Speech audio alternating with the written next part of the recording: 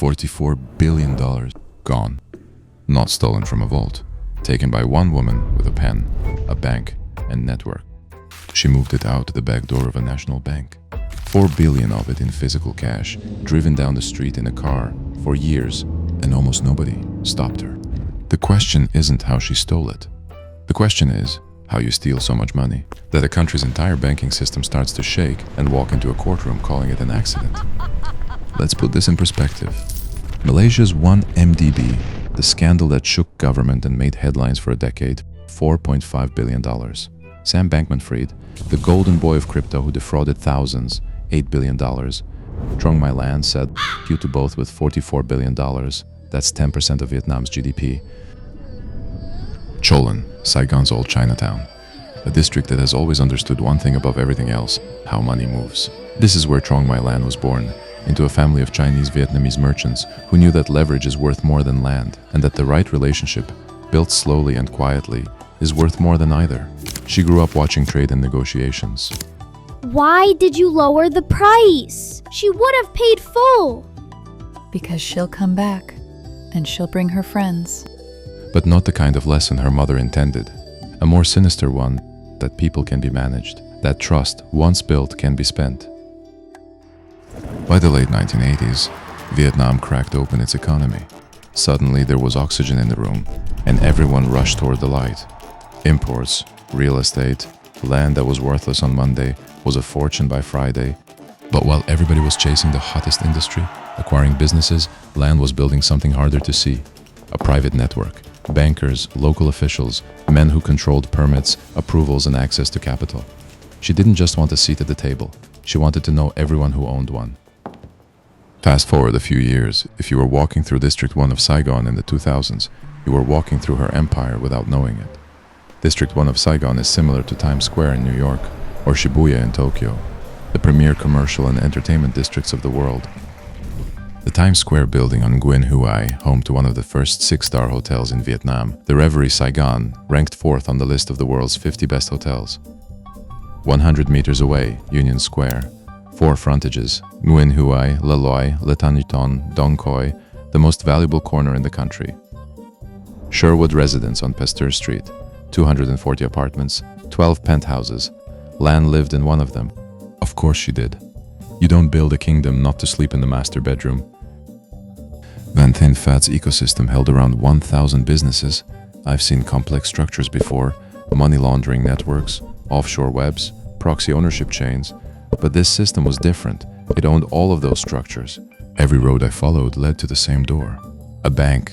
Not one she built from scratch, but one where she engineered a takeover, quietly, methodically, the way she did everything.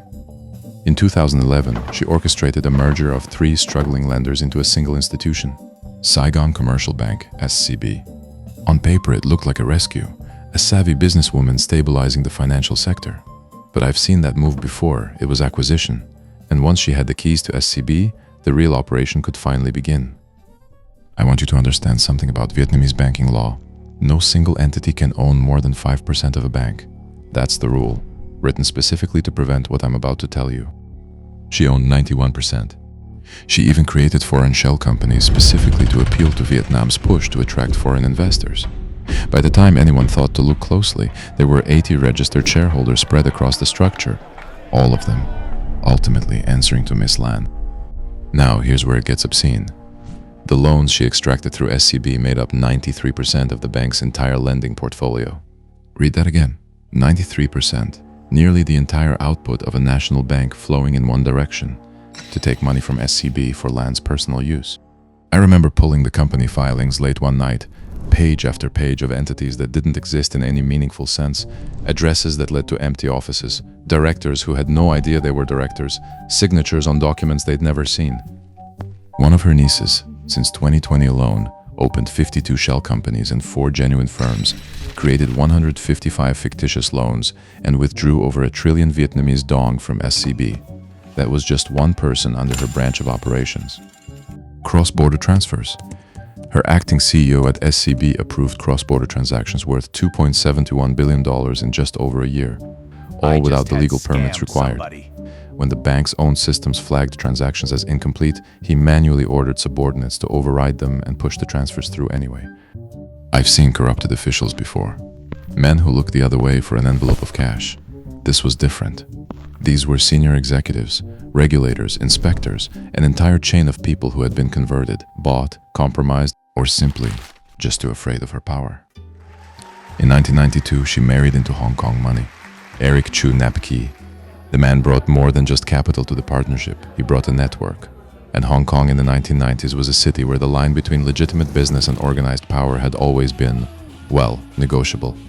I'm not going to tell you what that network looked like beneath the surface, but I'll tell you this.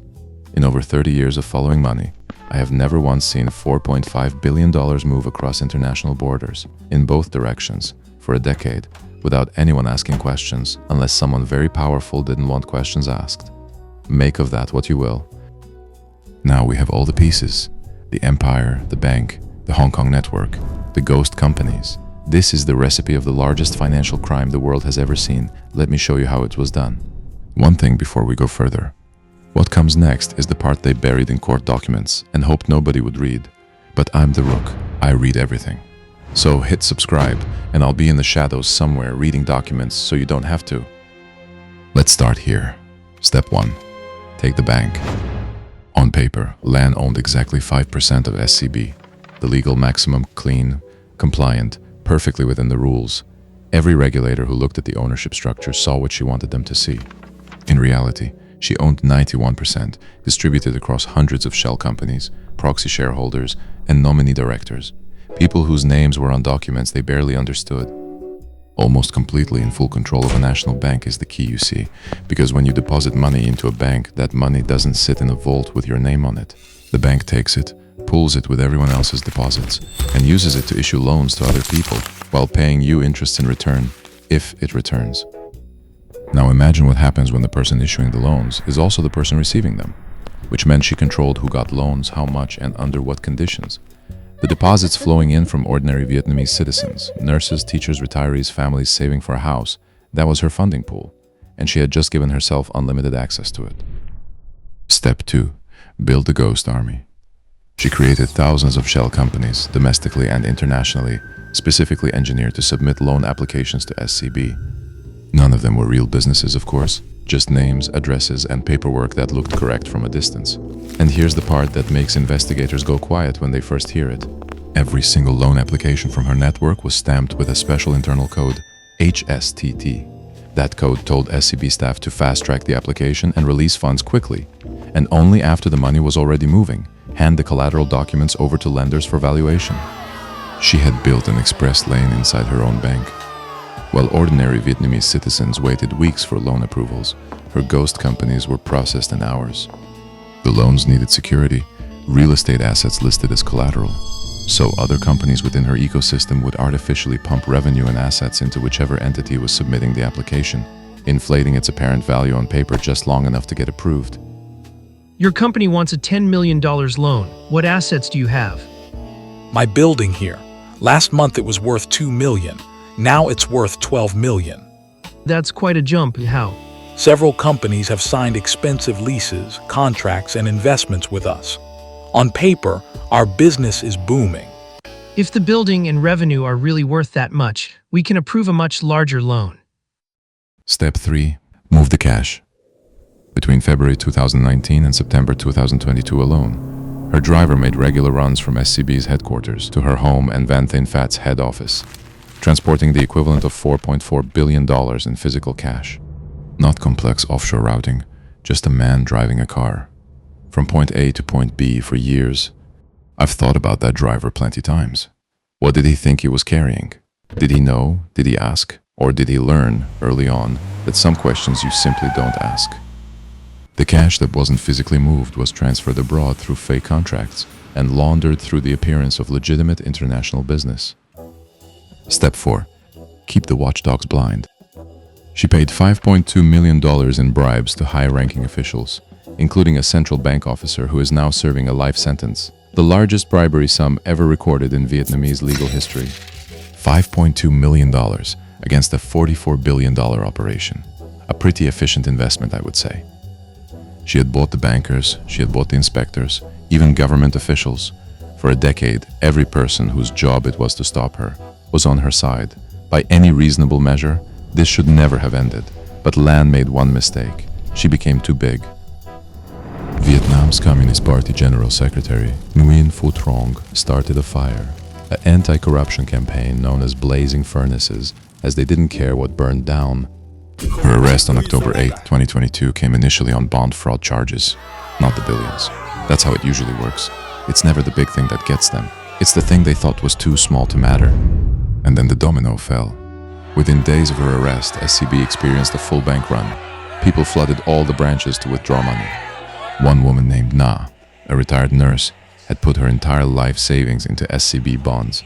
Her children had urged her to travel and to spend it. She didn't. I plan to use the money to maintain our house, to help my kids. She was one of 42,000.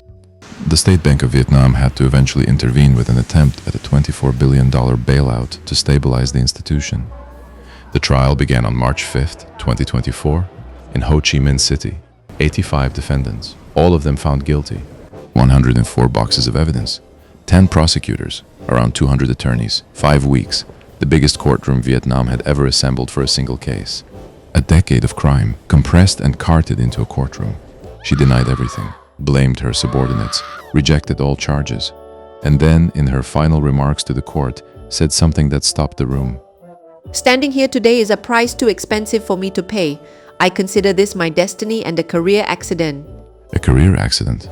Most people accidentally sent the wrong email to their boss. She accidentally siphoned $44 billion from 42,000 families. A proper Bond villain, I would say. Ultimately, the verdict was for Truong My Lan to be sentenced to death for embezzlement, the most severe economic punishment Vietnam has ever handed down.